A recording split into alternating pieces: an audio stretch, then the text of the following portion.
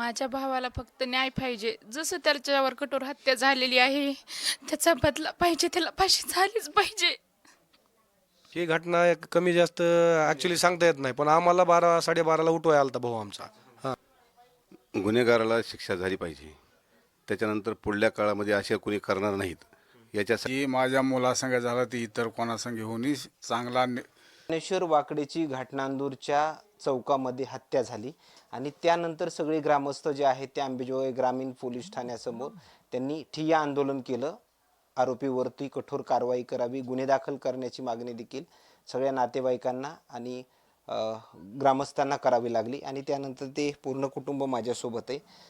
हत्या झाली त्यानंतर पोलीस ठाण्यामध्ये तुम्हाला ठाण मांडण्याची वेळ आली. नेमकं काय प्रतिक्रिया? तिथली प्रतिक्रिया म्हणजे आम्ही समजा तिथं आंदोलन केलं तर आम्हाला तिथं बरेच वेळ बसवण्यात आलं होतं. तर खोकले साहेब होते. आम्ही ज्या व्यक्तीचं नाव घेतलं समजा आम्हाला एक डाऊट म्हणून, समजा तिथं लपले होते समजा, म्हणजे त्यांचे नामचं काय वैरदावा नाही, पण ते एका व्यक्तीचं नाव घालण्यासाठी सगळ्याला आम्हाला त्यांनी परेशान केलं भरपूर. आणि समजा जे आरोपी आहेत त्यांना काय म्हणले की बाबा ही माझा बॉस आहे, त्यांना पाणी दिलं तिथं, चहा दिला प्यायला. पण जे समजा आमच्यासोबत इथले गावकरी जे होते, ज्या घटनेला तिथं भांडण झालं त्या मुलाला त्यांनी साधं पाणी बी पाजलं नाही आणि काहीच नाही. गंभीर जखमी होती, त्यांना दवाखान्यातली ट्रीटमेंट दिलेली नाही त्यांनी, काहीच नाही तिथं. आता तुम्ही वडील, अच्छा, तुमची काय मागणी आता नेमकं प्रशासनाला किंवा सरकारकडे? जी माझ्या मुलासंग झालं ते इतर कोणासंग होऊनही चांगला निर्णय घेऊन त्यांचा मोकोका लावण्यात यावा त्यांना आणि फाशी शिक्षा. ज्या पद्धतीनं पोलीस प्रशासन कारवाई करतंय, आरोपींना अटक झाली अशी माहिती समजते, मात्र त्या कारवाईकडे कसं पाहताय? कारण की आणखीन काही अपेक्षा वगैरे आहे? गुन्हेगाराला शिक्षा झाली पाहिजे. त्याच्यानंतर पुढल्या काळामध्ये असे कोणी करणार नाहीत याच्यासाठी त्यांना शिक्षा होणं अत्यंत गरजेचं आहे. आणि जे दुःखी कुटुंब आहेत त्यांना न्याय मिळाला पाहिजे. लवकरात लवकर कठोर फाशी शिक्षा त्यांना मिळावी ही ग्रामस्थांची मागणी आहे. ज्ञानेश्वरची आई पण माझ्यासोबत आहेत. तुम्ही बहीण आहेत. आता एक बहीण म्हणून काय इथल्या प्रशासनाकडे काय मागणी असणार आहे जिल्ह्याच्या पोलीस प्रशासनाला? माझ्या भावाला फक्त न्याय पाहिजे. जसं त्याच्यावर कठोर हत्या झालेली आहे त्याचा बदला पाहिजे, त्याला फाशी झालीच पाहिजे. खरं तर या वादाचं कारण नेमकं काय पुढं आलंय असं काही समजलं? वादाचं कारण म्हणजे काहीच नाही समजलेलं अजून. ह्याचा काही संबंध पण नव्हता. ही हॉटेलवर कुक म्हणून लातूरला होता. शनी आला इथं गावाकडं आल्यानंतर एक विवेक म्हणून आमचा गावातला समजा आमचा भाऊच होता. ते दोघं जण गाडीवर गेले तिकडं, म्हणजे गाई आहे त्याच्या इथं, चंदीचं पोतं आणण्यासाठी गेलेले आहेत तिकडं. मग गाईचा खुराक आणण्यासाठी तिथून पैसे काढण्यासाठी ATM ला गेली ती. मग तिथून पुढं काय झालं नेमकं हे आम्हाला पण माहीत नाही. आम्हाला नंतर समजा आमच्या भावाला त्या चौले साहेबाचा बीट अंमलदारचा फोन आला होता. समजा 12 वाजले असतील इथं, तर आम्ही घरी झोपलेलोच होतात. तर चौले साहेबाला फोन आला की माऊली म्हणून. तर माऊली आमच्या समजा 2 भाऊ आहेत आमचे. तर त्यांना थोडं वेगळं वाटलं. आधी माऊलीची चौकशी केली, माऊली आहे का. मग तो माऊली आमचा जे भाऊ जे आहे दुसरा महादेव वाकडे, ते आले आमच्याकडे, उठविलं आम्हाला. आमचे मोबाईल आम्ही चालूच होते पण झोपेच्या ह्याच्यात फोन उचललेले नाही. ती किती वाजण्याच्या दरम्यान ही घटना घडली? ही घटना एक कमी जास्त ॲक्च्युली सांगता येत नाही, पण आम्हाला 12-12:30ला उठवाय आलता भाऊ आमचा. हां, आम्हाला तिथं पॉटचं काय माहीत नाही. आम्ही इथून समजा 12-12:30ला पॉटला, आम्ही 12:30ला तिथं पोचलतात. हां, इथं आम्हाला भाऊ उठवाय आला. नंतर मग आमचे भावाला उठवलं मी, पुन्हा नंतर आमच्या चुलत्याला उठवलं. आम्ही 4 जण मिळून घाटनांदूरला गेलो. तिथं गेलो तर काय सगळं रक्ताच्या थारोड्यात पडलेलाच भाऊ होता आमचा.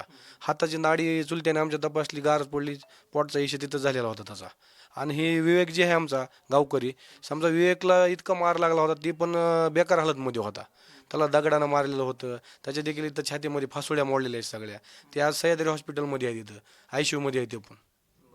खरं तर जे आरोपी आहेत याच्यामध्ये जवळपास 10 आरोपी त्यांच्यावर गुन्हा दाखल झालेला आहे. मात्र त्यांचे आणि ज्ञानेश्वरचे अगोदर कधी वादविवाद? नाही, काही संबंधच नाही त्याचा. वाद नाही, काहीच नाही त्याचा.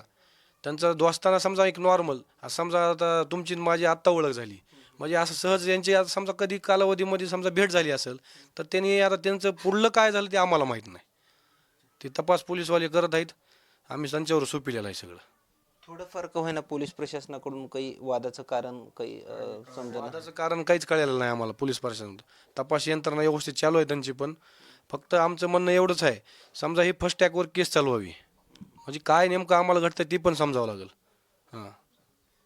खरं तर ज्यावेळेस तो तुम्हाला त्या अवस्थेमध्ये मृत अवस्थेमध्ये दिसला त्या दरम्यान तिथं पोलीस प्रशासन वगैरे आलेलं होतं. आलेले होते, पण पोलीस प्रशासनानं आम्हाला आधी सांगितलं की ही घटना घडली आहे म्हणले, रिक्षानं किंवा पिकअपनं उडीलं आहे म्हणले. मग त्यांना ॲक्च्युली कसं काय माहीत झालं ते आम्हाला असं का बरं डिटेल सांगितलं की इथं मर्डर झाला आहे म्हणले नाही, डायरेक्ट आम्हाला त्यांनी सांगितलं की इथं ॲक्सिडेंट झाला आहे म्हणली.